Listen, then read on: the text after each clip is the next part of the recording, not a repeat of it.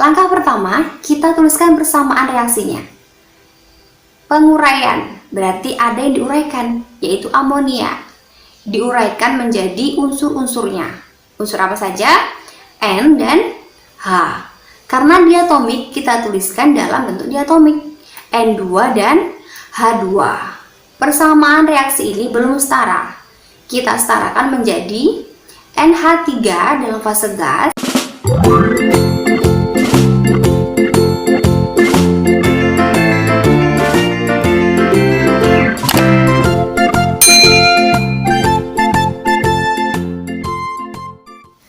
Soal nomor 1.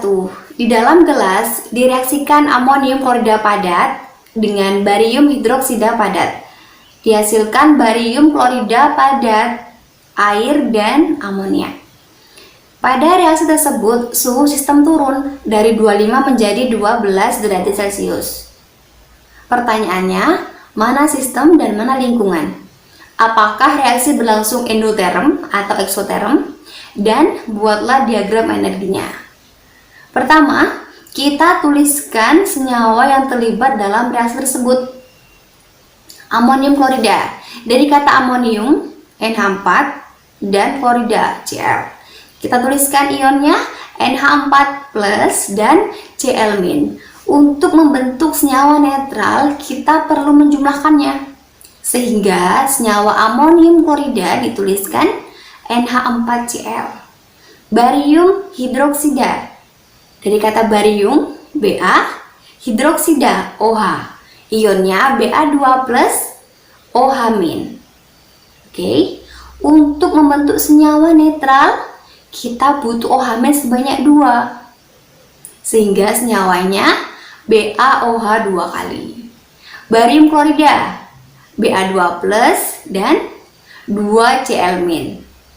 Bukan Cl2- ya, tapi 2Cl-. Senyawanya BaCl2. Air H2O, amonia NH3. Kita tuliskan persamaan reaksinya sebagai berikut. Nah, setelah ini kita perlu menyamakan dulu. Jumlah unsur sebelah kanan harus sama dengan unsur sebelah kiri. Kita peroleh sebagai berikut ya. Nah, ini sudah setara. Sekarang kita tentukan mana sistem dan mana lingkungan. Sistem, semua yang merupakan pusat pengamatan. Di sini yaitu yang direaksikan. Amonium klorida dan barium hidroksida. Lingkungan, semua di luar sistem, apapun ya. Salah satunya adalah suhu. Oke. Pertanyaan berikutnya. Reaksi endoterm atau eksoterm. Gampangnya gini. Es mencair, oke? Es mencair.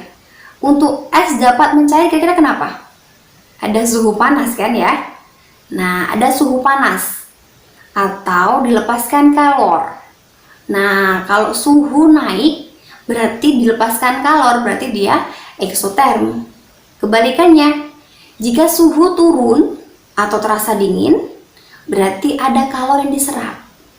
Ya, karena dalam reaksi tersebut suhu turun, dapat disimpulkan bahwa reaksi berlangsung endoterm, ya, menyerap kalor. Paham ya?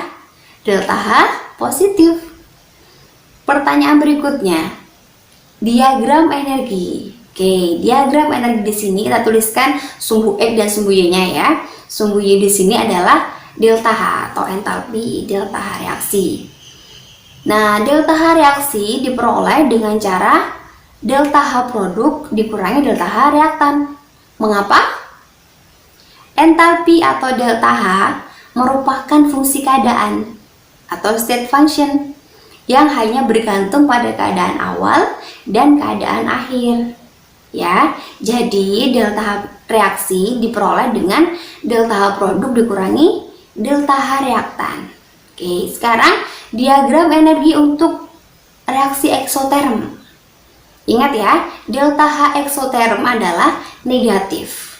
Nah, dari rumus ini, untuk memperoleh delta H reaksi negatif, kita membutuhkan delta H reaktan yang lebih tinggi agar harga negatifnya semakin tinggi. Nah, kita tuliskan reaktan lebih tinggi ya di atas, sedangkan produk di bawahnya. Untuk tanda panah selalu dari reaktan menuju produk. Sekarang untuk reaksi endoterm.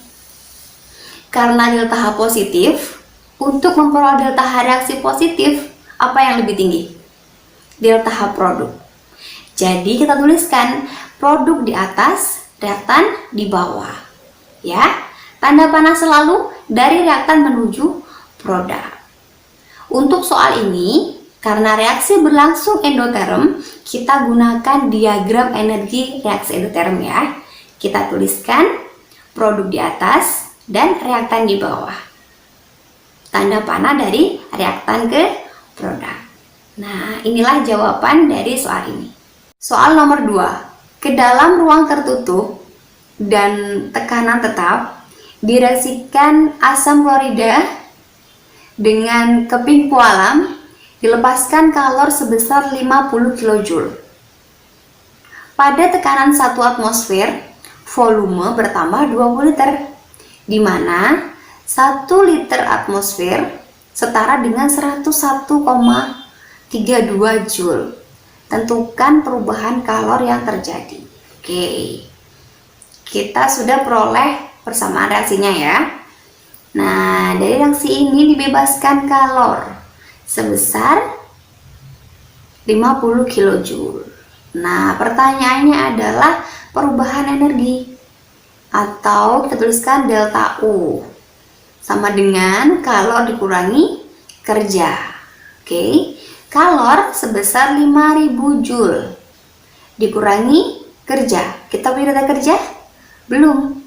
Kita ubah W menjadi bentuk lain, yaitu PV, karena kita punya data tekanan dan volume. Kita masukkan ya, tekanan 1 dan volumenya 20 liter. Nah, kita peroleh 5000 Joule dikurangi 20 liter ATM. Bisa dijumlahkan? Belum. Kita harus mengubah dalam satuan Joule agar bisa dijumlahkan atau dikurangkan.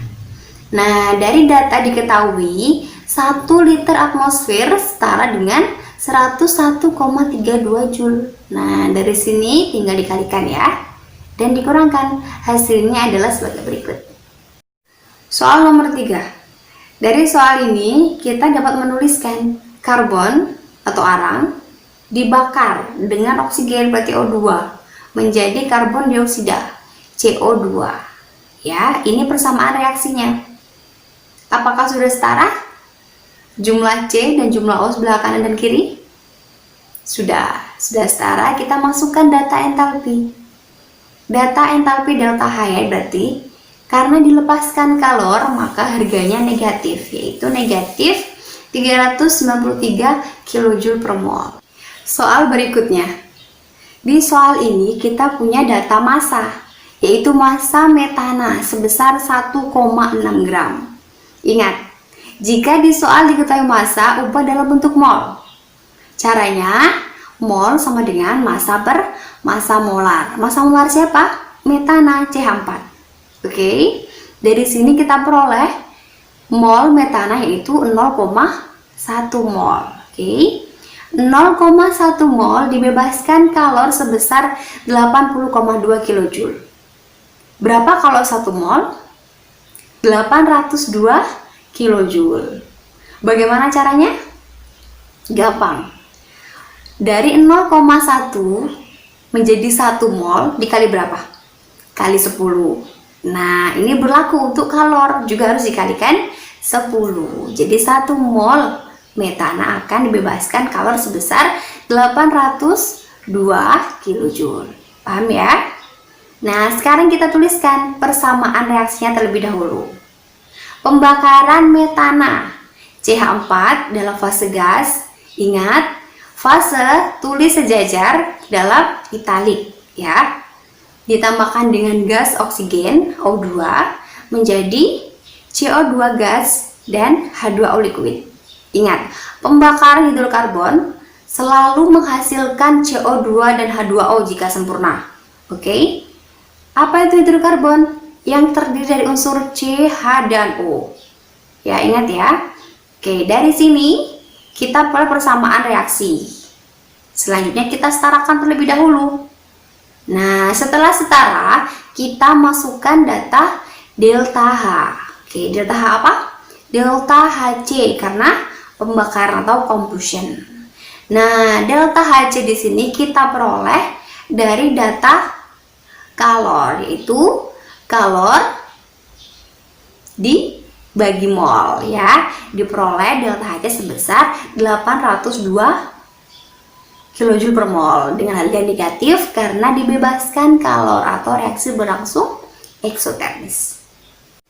Soal terakhir. Pada penguraian amonia dibutuhkan kalor sebesar 46 kJ tiap mol amonia.